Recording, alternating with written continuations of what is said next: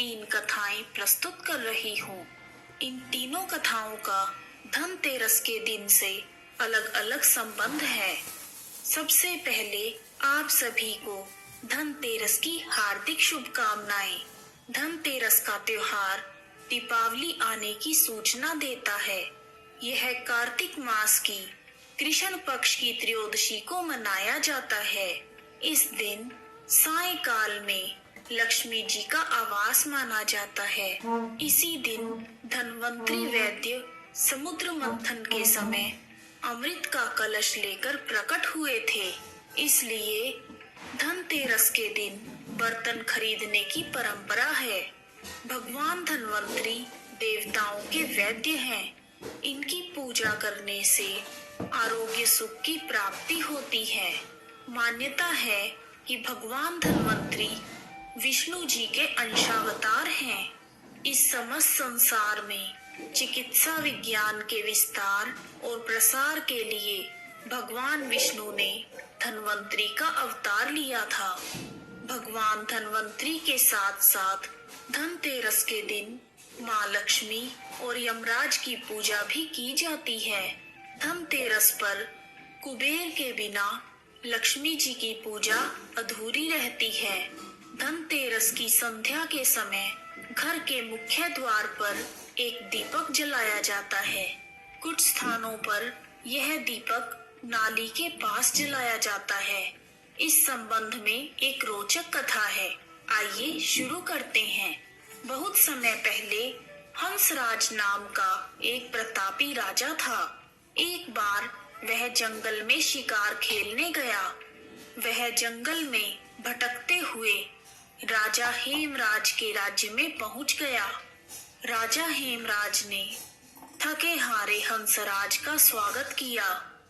उसी रात हेमराज के यहाँ पुत्र का जन्म हुआ।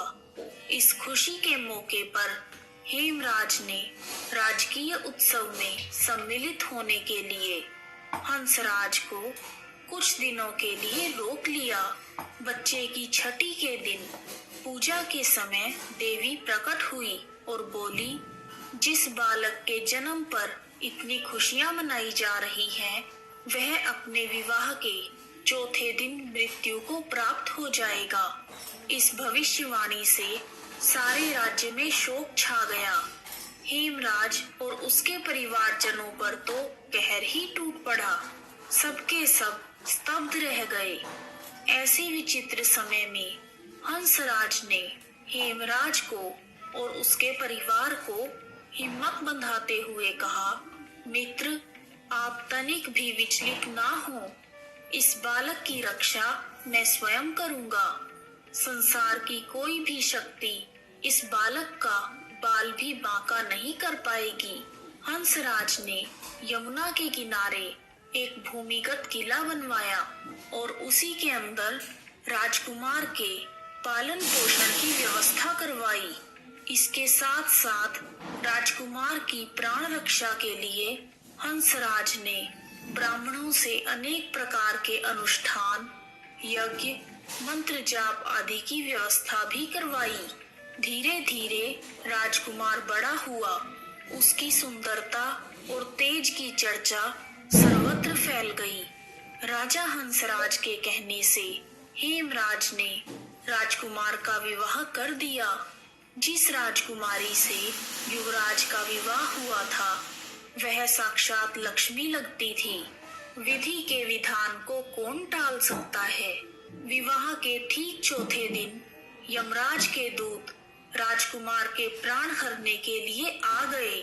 राज परिवार और प्रजाजन राजकुमार के विवाह की खुशियां मनाने में मगन थे।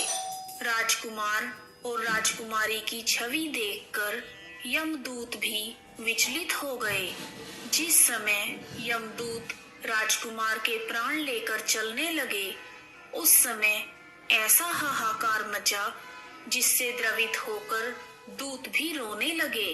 इस घटना के कुछ समय बाद एक दिन यमराज ने प्रसन्न मुद्रा में अपने दूतों से पूछा, तुम सब अनंत काल से पृथ्वी के जीवों के प्राण हर रहे हो, क्या तुम्हें किसी पर कभी दया नहीं आई। इस पर एक दूत ने सिर झुकाकर कहा, हे यमदेव, ऐसे प्रसंग तो कम ही आए हैं, किंतु एक घटना अवश्य हुई है जिसकी स्मृति मुझे आज भी विह्वल कर देती है। यह कहते हुए यमदूत ने हेमराज के पुत्र के प्राण हरण की घटना सुना दी। इस दुखद प्रसंग से यमराज भी विचलित हो गए। इसे लक्ष्य करके दूत बोला, हे नाथ, क्या कोई ऐसा उपाय है जिससे इस प्रकार की अकाल मृत्यु ना हो? तब यमराज ने कहा, जीवन और मृत्यु सृष्टि का अटल नियम है तथा इसे बदला नहीं जा सकता, किंतु धनतेरस को पूरे दिन का व्रत और यमुना में स्नान कर धन्वंतरी और यम का पूजन दर्शन अकाल मृत्यु से बचा सकता है। यदि यह संभव ना हो तो भी संध्या के समय घर के प्रवेश द्वार पर यमराज के नाम का एक दीपक जलाना चाहिए। ऐसा करने से असामयिक मृत्यु का सामना नहीं करना पड़ता। इसके बाद से ही धनतेरस के दिन धन्वंतरी पूजन और प्रवेश द्वार पर यम दीपक जलाने की परंपरा है। कहानी सुनने वालों का भी भला और सुनाने वालों का भी भला। धन्वंतरी वैद्य के उत्पन्न होने के 2 दिन बाद माँ लक्ष्मी प्रकट हुई। इसीलिए धनतेरस के दिन देवी लक्ष्मी की पूजा भी की जाती है और कहा जाता है कि एक समय जब भगवान विष्णु मृत्यु लोक में विचरण करने के लिए आ रहे थे, तब लक्ष्मी जी ने उनके साथ चलने का आग्रह किया। तब विष्णु जी ने कहा, यदि मैं जो कहूँ अगर तुम वैसा ही मानो तो फिर चलो। तब लक्ष्मी जी उनकी बात मान गई और विष्णु जी के साथ भूमंडल पर आ गई। कुछ देर बाद एक जगह पहुंचकर भगवान विष्णु ने लक्ष्मी जी से कहा कि जब तक मैं ना आऊं तुम यहाँ पर ठहरो। मैं दक्षिण दिशा की ओर जा रहा हूँ, तुम उधर मत आना। विष्णु जी के जाने पर लक्ष्मी जी के मन में उत्सुकता हुई कि आखिर दक्षिण दिशा में ऐसा क्या रहस्य है जो मुझे मना करके भगवान स्वयं चले गए। लक्ष्मी जी से रहा ना गया और जैसे ही भगवान आगे बढ़े, लक्ष्मी जी भी पीछे पीछे चल पड़ी। कुछ ही आगे जाने पर उन्हें सरसों का एक खेत दिखाई दिया जिसमें खूब फूल लगे हुए थे। सरसों की शोभा देखकर माँ लक्ष्मी मंत्रमुग्ध हो गई और फूल तोड़कर अपना श्रृंगार करने के बाद आगे बढ़ी। आगे चलने पर एक गन्ने के खेत से लक्ष्मी जी गन्ने तोड़कर चूसने लगी। उसी क्षण विष्णु जी आ गए और यह देखकर लक्ष्मी जी पर नाराज हो गए और उन्हें शाप दे दिया कि मैंने तुम्हें इधर आने से मना किया था, परंतु तुम नहीं मानी और किसान की चोरी का अपराध कर बैठी। अब तुम अपने अपराध के प्रायश्चित के लिए इस किसान के यहाँ 12 वर्ष तक सेवा करो। ऐसा कहकर भगवान विष्णु लक्ष्मी जी को वहीं छोड़कर क्षीर सागर चले गए। तब लक्ष्मी जी उस गरीब किसान के घर रहने लगी।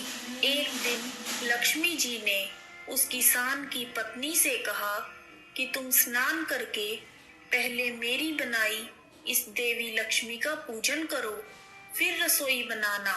तुम जो मांगोगी वह मिलेगा। किसान की पत्नी ने ऐसा ही किया। पूजा के प्रभाव और लक्ष्मी जी की कृपा से किसान का घर दूसरे ही दिन अन्न, धन, रत्न, स्वर्ण आदि से भर गया। लक्ष्मी जी ने किसान को धन धान्य से पूर्ण कर दिया। किसान के 12 वर्ष बड़े ही आनंद से कटे। फिर 12 वर्ष के बाद माँ लक्ष्मी जाने के लिए तैयार हुई। विष्णु भगवान लक्ष्मी जी को लेने आए। तब किसान ने उन्हें भेजने से इनकार कर दिया।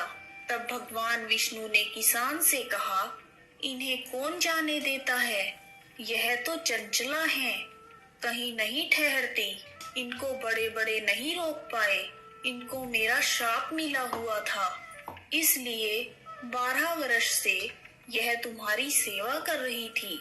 तुम्हारी 12 वर्ष की सेवा का समय अब पूरा हो गया है।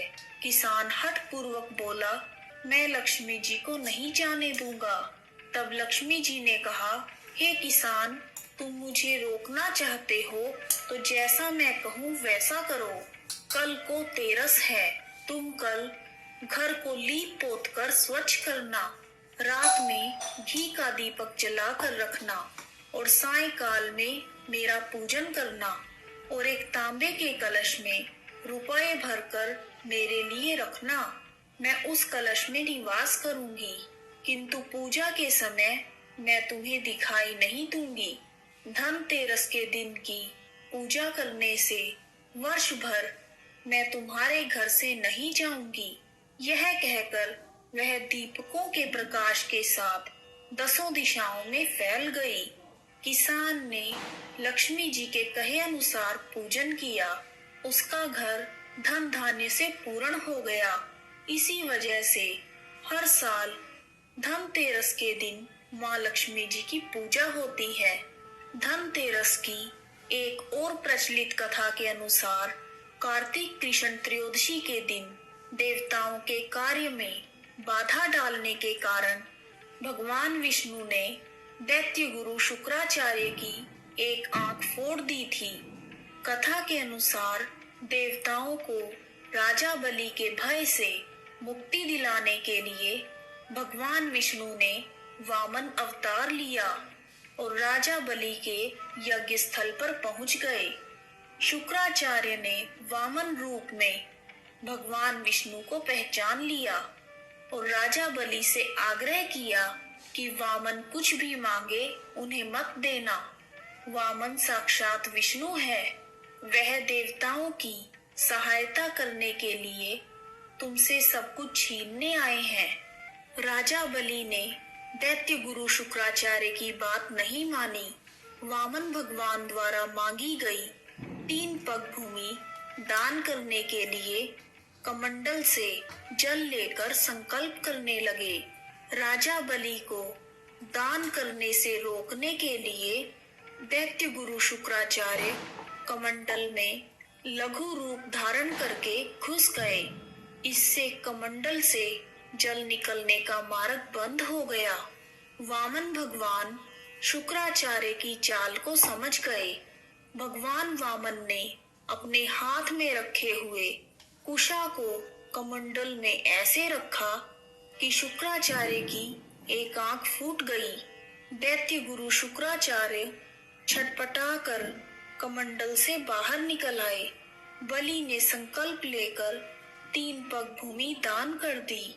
इसके बाद भगवान वामन ने अपने एक पैर से संपूर्ण पृथ्वी तथा दूसरे पग से अंतरिक्ष और तीसरे पैर के लिए जब कोई स्थान नहीं था, तब बलि ने अपना सर वामन भगवान के चरणों में रख दिया।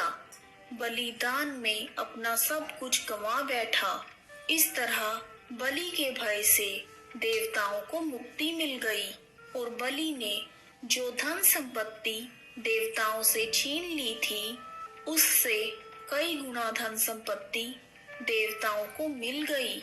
इसलिए धनतेरस को संपत्ति खरीदने के लिए भी शुभ माना जाता है। इस प्रकार धनतेरस की 3 कथाएं पूर्ण हुई। इस वीडियो को अंत तक देखने के लिए आप सभी का हार्दिक धन्यवाद। यदि आप है तो शुभ धनतेरस, जय धन्वंतरी वैद्य लिखना ना भूलें। जय श्री कृष्णा।